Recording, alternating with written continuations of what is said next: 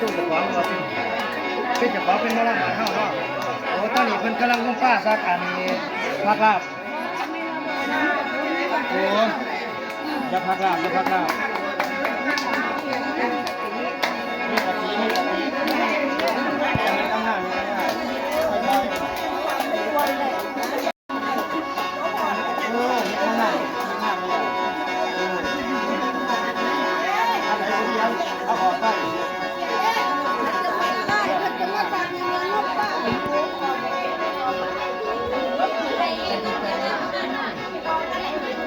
เอาเห็ดอ่อนๆเห็ดอ่อนๆเห็ดจะไหน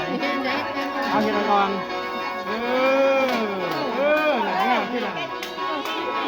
โอ้